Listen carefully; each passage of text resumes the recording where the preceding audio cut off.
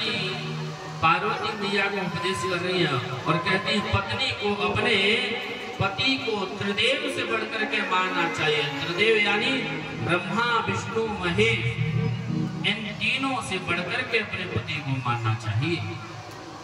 और एक पतिव्रता नारी को व्यभिचारिणी, सन्यासिनी या पति से दोष रखने वाले से बात नहीं करनी चाहिए। और पतिव्रता नारी को जब रजस्वला धर्म होता है, मासिक धर्म होता है, उसके ठीक बाद जब मासिक धर्म के बाद जब शुद्ध हो जाती है तो स्त्री को अपने पति का दर्शन करना चाहिए। प्रथम में अपने पति का दर्शन करना चाहिए और अगर पति घर पर नहीं है तो भगवान भुवन भास्कर सूर्योदय सूर्य भगवान का प्रथम में दर्शन करना चाहिए। उससे पहले किसी का मुख नहीं देखना चाहिए। और पतिव्रता नारी को ऊंचे स्थान पर नहीं बैठना चाहिए, किससे? अपने पति के। भर्ता देवो गुरुर भर्ता धर्म तीर्थ प्रदानि च तत्सात् सर्वं परित्यज्य पतिमेकं समर्चयेत्। कहते हैं पतिव्रता स्त्री के पुण्य से पितृवंश और मातृवंश और पतिवंश, इन तीनों कुल का कल्याण हो जाता है। पतिव्रता स्त्री का जो प्रभाव होता है, इससे तीनों कुल का कल्याण होता है और तीनों कुल सुख को भोगते हैं। पितृवंश, मातृवंश और पतिवंश, ये तीन कुल सुख की भोग भोगते हैं। और कहते हैं कि कोई अगर यदि स्त्री दुराचारणी हो जाती है तो वह तीन कुलों को नाश कर देती है, वह नरक की यातना भोग भोगते हैं। और यमराज के दूत उन्हें यम के पास में बांध करके कहां ले जाते हैं? यमपुरी में। और कैसे लेके जाते हैं? जैसे रेत की बालू होती, रेतिका होती है ना, कितनी गर्म होती है रेत। देखना है तो राजस्थान में चले जाओ, मरुस्थल में कड़कड़ाती तेज धूप, और आप उस बालू पर आप पैर तक नहीं रख सकते। उससे भी करोड़ गुना ज्यादा तेज जलती हुई रेतिका पर यम के दूत यम पास में बांध करके घसीट करके लेकर के जाते हैं। जब कभी आप लोग गरुड़ पुराण की कथा सुनोगे तो इससे वर्णन आता है, कभी सुनना बड़ा अच्छा लगता है। गरुड़ पुराण की कथा सुनने में लोग कह देते हैं कि भैया गरुड़ पुराण तो जब किसी की मृत्यु होती है तभी सुनी जाती है। ऐसा नहीं है। गरुड़ पुराण की कथा व्यक्ति को जब मन तब सुनना चाहिए। इससे, इस कथा को सुनने से हमारे अंदर की जितनी भी अहंकार, अगर हम गलत मार्ग पर जाते हैं तो हम अपने सन्मार्ग पर हो जाते हैं। ऐसी ऐसी यातना बताई गई है। 28 प्रकार के नरक हैं, 28 प्रकार के नरकों की वर्णन की गई है उसमें।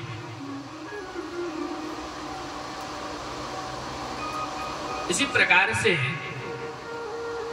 कहते हैं कि अगर स्त्री रजस्वला धर्म में हो जाए तो उसे घर का कार्य नहीं करना चाहिए,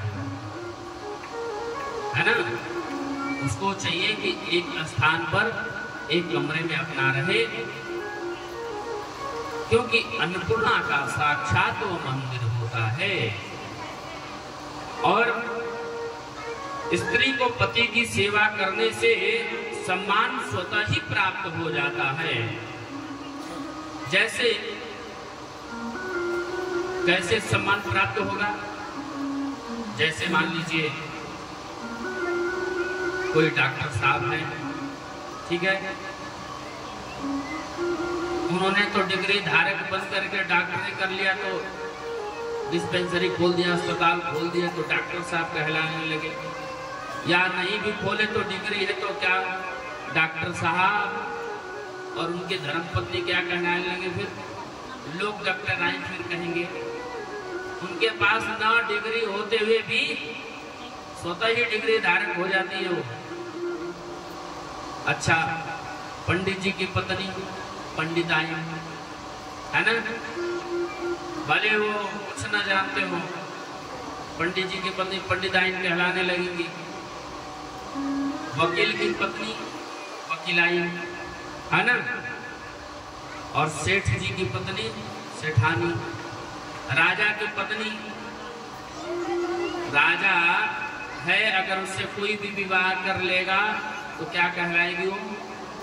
रानी। इसी प्रकार से पति की सेवा करने से पत्नी को स्वतः ही पुण्य का प्रभाव फल मिल जाता है। और ब्राह्मण की पत्नी कहती है कि हे पार्वती, भार्या गृहस्थ का मूल है, भार्या सुख का मूल है, और भार्या से धर्मार्थ पुरुषार्थ मिलते हैं, और भार्या से संतान की प्राप्ति होती है। भार्या मूलम गृहस्थस्य भार्या मूलम सुखस्थ च, भार्या धर्म फलावाप्तो भार्या संतान होते हैं। और उसी को गृहस्थ कहा गया है जिसके घर में पतिव्रत नारी हो। गृहस्थ स ही विज्ञेयो यस्य गेहे पतिव्रता, बिना पत्नी के कोई भी यज्ञ संपन्न नहीं हो सकता। जैसे कोई पूजन पाठ होता है, यज्ञ होता है, तो पति को चाहिए पत्नी के साथ यज्ञ आदि कर्म करे, नहीं तो फल की प्राप्ति नहीं होती है। पत्नी को चाहिए कि पति के साथ बैठ करके अपने धर्म का कार्य करे। जब राम जी जब लंका पर चढ़ाई कर रहे थे, उससे पहले जब उन्होंने सेतु बांधे, उनके बानर सेना, भालू सेना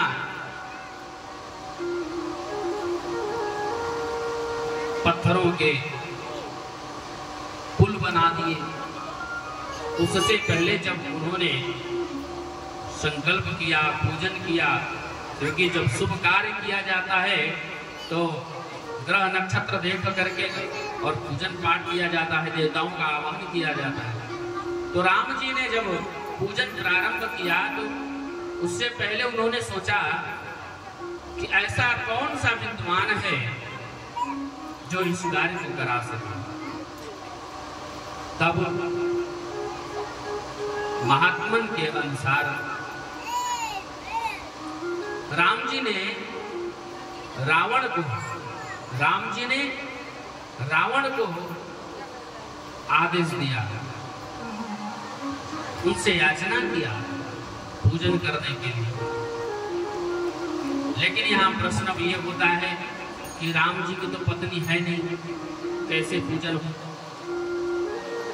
तब वहां पर आपको बताएं, जब आप लोग वाल्मीकि रामायण की कथा सुनेंगे कभी, संपूर्ण मूल उसमें कथा आपको मिलेगी। तो राम जी ने स्वर्ण की सीता जी का बना करके पूजन करवाया। लेकिन जब रावण आया, रावण ने सोचा कि राम जी तो अकेले हैं और बिना पत्नी के पूजन कैसे होगा। तब राम जी से रावण ने कहा कि देखो राम जी, बिना पत्नी के कोई भी कार्य संपन्न नहीं होता है और उसका फल प्राप्त नहीं होता है, इसलिए आपको पत्नी तो अवश्य ही रहना चाहिए, सीता जी का होना आवश्यक है यहाँ। तो बोले कैसे होगा? तो रावण ने कहा कि हे प्रभु, मैं लंका से सीता जी को तो लेकर के आऊंगा और पूजन होगा, और उसी श्रद्धा और अनुसार जैसे लेकर के आऊंगा, उसी अनुसार उसी तरह मैं लेकर के पुनः सीता को लंका में चला जाऊंगा। राम जी ने इस बात को स्वीकार कर लिया और रावण माता सीता को लेकर के आया। पूजन हुआ, पूजन संपन्न जब हो गया तब पुनः सीता जी को लेकर के लंका चला गया। ये जब कथा आती है वाल्मीकि रामायण में, और सबसे प्राचीनतम जो कथा है, जो ग्रंथ है, वाल्मीकि रामायण।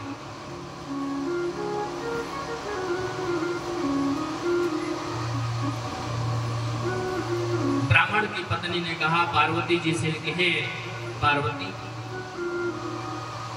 जैसे गंगा और पतिव्रता नारी में कोई भेद नहीं होता है, उसी प्रकार पतिव्रता नारी और उसका पति भगवती उमा और भगवान महेश की तरह संपूज्य पूजे जाते हैं, पूज नहीं होते। पति यदि ओमकार है तो पत्नी श्रुति है, और पति यदि तप है तो पत्नी क्षमा है, और पति यदि फल है तो पत्नी क्रिया है। चार भेद होते हैं। कौन कौन से? पतिव्रता नारी के उत्तम, मध्य और निकृष्ट और अति निकृष्ट। और जीवन में हमेशा भगवान का भजन चिंतन करते रहना चाहिए, प्रभु का नाम का गान गाते रहना चाहिए, हरि सुमरन करते रहना चाहिए, क्योंकि जीवन का कोई भरोसा नहीं है। और हर पल प्रभु का नाम अपने वाणी पर, अपने जिह्वा पर होती रहना चाहिए। क्या है भरोसा इस जीवन का, कब शरीर छूट जाए।